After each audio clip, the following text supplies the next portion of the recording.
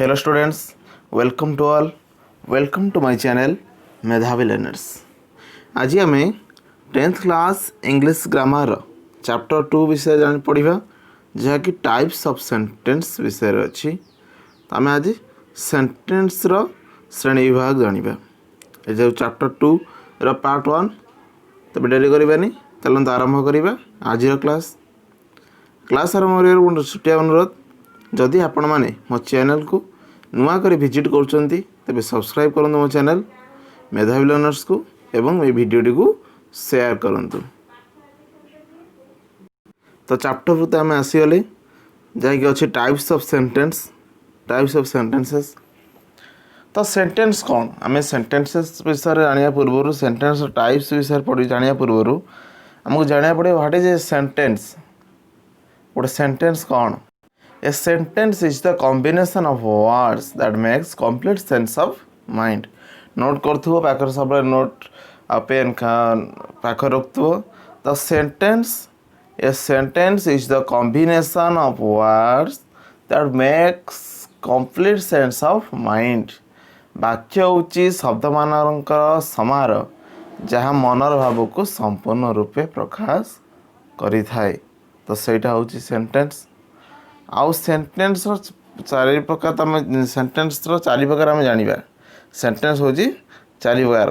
गोटे हूँ declarative sentence बही अच्छी declarative sentence. First declarative sentence don't doubt कर दउथबो जहाँ कहूँ चारि प्रकार सेंटेंस आगे मैं कह दूची. Declarative sentence, imperative sentence, interrogative sentence आउ एक्सक्लामेटरी सेंटेंस. ये चारि प्रकार सेंटेंस को आम गोटी गोटी करिकी पढ़ा. तो फास्ट एक्टिविटी 1 दे देछि. एक्टिविटी 1 दे देछि. तो आम एक्टिविटी 1 न करिक आम एक्टिविटी 1 तो करदे. तापर डिक्लारेटिव सेंटेंस विषय जानिबा. आम आगे कौन देछि एक्टिविटी 1 देखदबा. देखिए pick out the finite verbs in the following sentences. से देखिए pick out the finite verbs in the following sentences. निम्नलिखित वाक्य गुड़िक फाइनाइट वर्ब गुड़िक अलग कर. ताने फाइनाइट वर्ब कौन. फाइनाइट वर्ब होची एपरि एक वर्ब जहाँ टेन्स को फॉलो करि थाए. किंतु नॉन फाइनाइट वर्ब टेन्स को फॉलो करि न थाए. एटा जदि तुम वर्ब जदि करि परिबो करिबो जदि न करि पारो मते कमेंट बॉक्स रे कर दबो. मु ठीक भाबरे एक्टिविटी 1 टा बुझे देमी. आज हमर वर्ब चैप्टर ने सेति पई मु एई जो एक्टिविटी 1 टा करू नै. किंतु जदि तबे करि पारि करि दबो जदि न करि पारो कमेंट करिवो. किंतु मैं ए वीडियोटा परे बुझे सारापर तो एक्टिविटी गुड़ा आरंभ करी. एक्टिविटी भी निश्चित भाव में करदेवि. तेज आम types of kinds of sentence जा. सेंटेंस को जीवा आम डिक्लारेटिव सेंटेंस को आम जीवा. डिक्लारेटिव सेंटेंस ता डेफिनेशन टी मुझे कहीदे मन रख. Declarative sentence is a type of sentence that expresses a statement about the subject about a particular thing. Declarative sentence is a type of sentence that expresses a statement or a view about a particular thing or subject. Declarative sentence होची एपरि एक sentence विवृत्ति सूचक वाक्य बोली declarative sentence को तार ओडिया कहते. Declarative sentence एपरि एक वाक्य बा एपरि एक सेंटेंस जहाँ कौन से गोटे निर्दिष्ट वस्तुवाद मनोभाव विषय किसी स्टेटमेंट दे थाए. सब्जेक्ट विषय गोटे स्टेटमेंट प्रदान करि थाए. जे भी गोटे सेंटेंस सब्जेक्ट होता ताहारी विषय ही से स्टेटमेंट दौथो गोटे कथा कहूथो. In other words it is a sentence of statements. अन्य अर्थ रे यह होची स्टेटमेंट रो सेंटेंस. Look at this sentences. एई जो सेंटेंस ऊपर लक्ष्य दियो. Cuttack is on the Mahanadi. Cuttack Mahanadi कूल अवस्थित. The cuckoo sings in spring. कोइली बसंत ऋतु रे गाए. बुबाई। Anil teaches English grammar, Anil English grammar पढ़ाए। The story appears very interesting, स्टोरीटी भारी इंटरेस्टिंग मन हो। ही is going to sell his car after Holi, से तार कार को होली पर बिक्री कर योजना कर बिका जाऊँगी। The above sentences are declarative sentence, ये जो ऊपर लिखित सेंटेंस गुड़े वाक्य गुड़ी कहते डिक्लारेटिव सेंटेंस, विवृत्ति सूचक वाक्य। किपरि ना Cuttack is on the Mahanadi, Cuttack Mahanadi कूल अवस्थित। एटार सब्जेक्ट किए ना कटक, ये कटक विषय सेंटेंस गोटे स्टेटमेंट दूसरी ना ये कटकटी कौटी ना महानदी कूल अवस्थित। Next the cuckoo sings in spring, कोईली बसंत ऋतु गाए।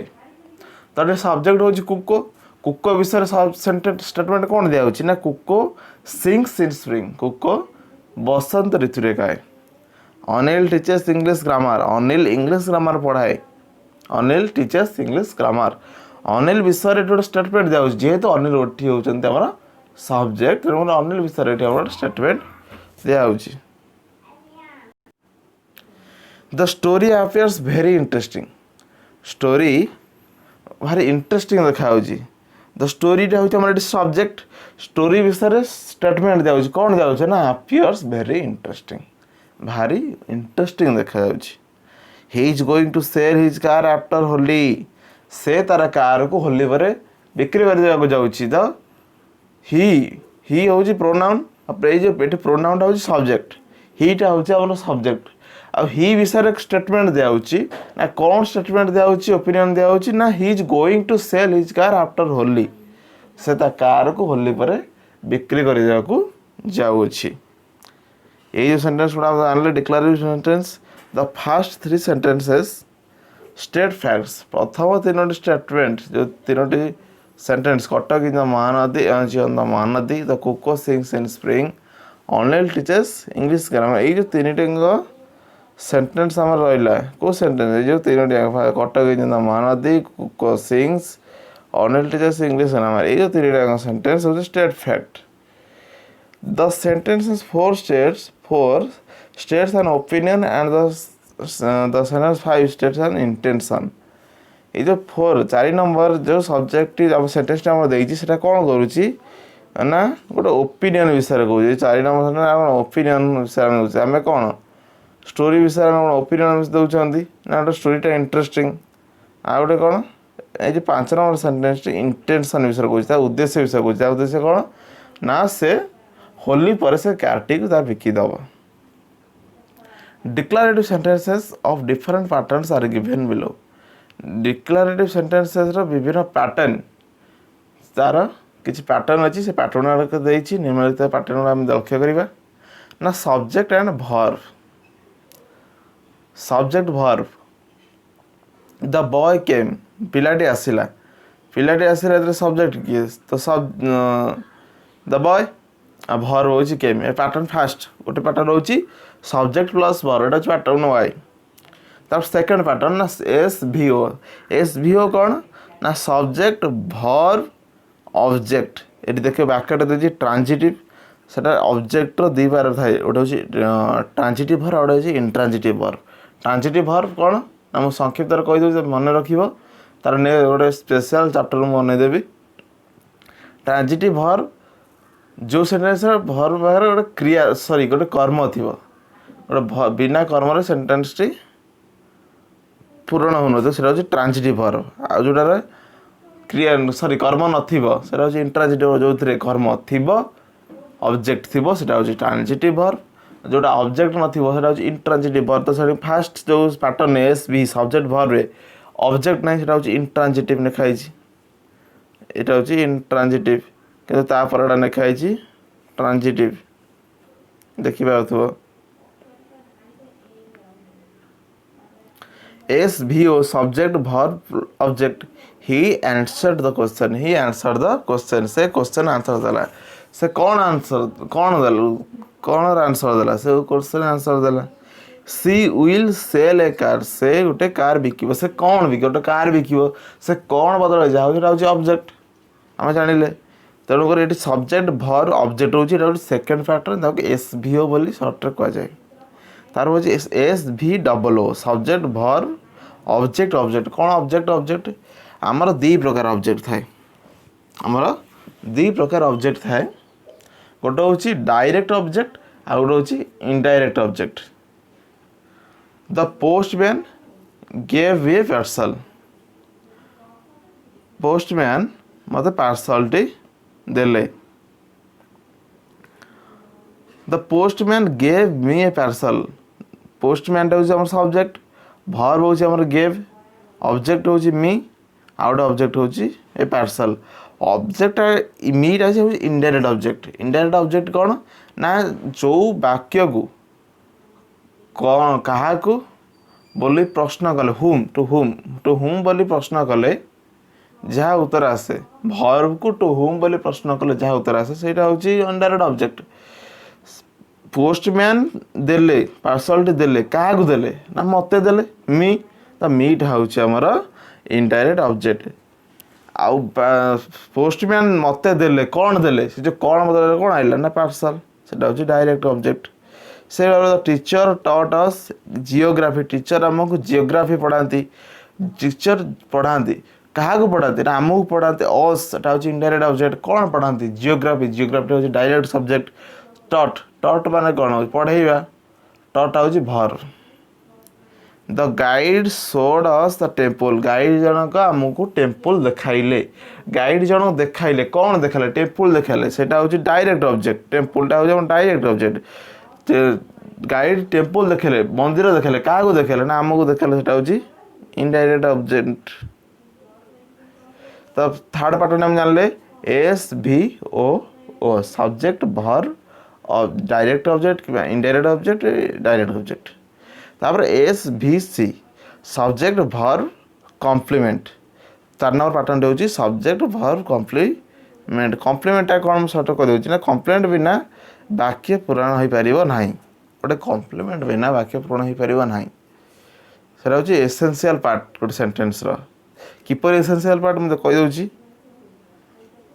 ही इज ए टीचर से जन टीचर से जन शिक्षक मुझे खाली कहीदेवी जे सब्जेक्ट भर पाटन तो आगुरी आम सब्जेक्ट भर देकी सेन्टेन्स हो पारे mister Das is a teacher mister Das खाली mister Das is mister Das अटंती कौन मिस्टर दास अटंती जे कौन किसी माने पड़ू कि से आम जो टीचर लगे से टीचरटा कॉम्प्लीमेंट ना गोटे एसेंशियल पार्ट गोटे sentence the sky got dark sky टी आकाश अंधार हो गला ही लुक सोरिड सी he appear worried he seems worried से ओरिड चिंताग्रस्त देखा जाउची this flower smell sweet this pillow feels soft ये जो वाक्य जो कॉम्प्लीमेंट रहिला ये जो भर्बटा देछि इज हो गट हो लुक्स हो सीम्स हो अपियर्स हो स्मेल्स कि फील्स हो एगुड़ा हूँ लिंकिंग भर्ब काम कौन ना ये सब्जेक्ट को डेस्क्रिप्टिव फ्रेज बा एडजेक्टिव फ्रेज विषय जोड़ mister Das is a teacher ये टीचरटा मिस्टर दास डेस्क्राइब करुँ ना डेस्क्रिप्शन दूसरी डेस्क्राइब करुँची तेणु करके गोटे कॉम्प्लीमेंट की कॉम्प्लीमेंट मान सब्जेक्ट कॉम्प्लीमेंट दस ही लुक्स ओरिड से लुकटा कौन कर सब्जेक्ट सहित ओरिड को जोड़ुची से चिंता सहित देखा जाटा भी गोटे कॉम्प्लीमेंट आउटा सब लिंकिंग भर्ब से भर्ब चैप्टर मुझे जो भर्ब लिंकिंग भर्ब अन्य जो भर्ब है तार गोटे स्पेशल चैप्टर बनईदेवी नेक्स्ट पार्ट को आम आसवा ना एस भी ओ सी सब्जेक्ट भर्ब ऑब्जेक्ट कॉम्प्लीमेंट सेटा हम देखते बिना कॉम्प्लीमेंट वाला सॉरी बिना ऑब्जेक्ट वाला किंतु एटा कॉम्प्लीमेंट सहित ऑब्जेक्ट रही ना कौन ना दे फाउंड हिम डेड से माने तांको मृत बोली मृत अवस्था पाइले they found him dead they found से माने पाइले से दे हूँ ऑब्जेक्ट फाउंड हूँ भर्ब हिम हूँ ऑब्जेक्ट डेड हूँ कॉम्प्लीमेंट नेक्स्ट हूँ दे इलेक्टेड मिस्टर दास प्रेसिडेंट से माने मिस्टर दास को प्रेसिडेंट भाव में कौन गले ना सिलेक्शन इलेक्टेड कले मनोनीत कले से मिस्टर दास को इलेक्ट कले मनोनीत कले प्रेसिडेंट भाव में प्रेसिडेंट हूँ कले हूँ कम्प्लीमेंट इलेक्टेड हूँ भर मिस्टर दास हूँ ऑब्जेक्ट दे हूँ सब्जेक्ट से मिस्टर दास को मनोनीत कले कौन मनोनीत कले कौन पाई मनोनीत कले से जो उत्तरटा आसो ता बिना सेंटेंस पूरा हो पारुना आ उत्तरटा आसूँ जोटा हूँ कम्प्लीमेंट दिस बुक हाज मेड द ऑथर फेमस यही बहीटी ऑथर को फेमस करई देला यही बही दिस बुक हूँ सब्जेक्ट हाज मेड हूँ भर्ब द ऑथर हूँ ऑब्जेक्ट फेमस हूँ प्रसिद्ध बिना फेमस रे ये फेमस वर्ड टी जो अच्छी कम्प्लीमेंट जहाँ आम कहते बिना वाक्यटी भल लगे कि ना दिस बुक हाज मेड द ऑथर यही बहीटी ऑथर को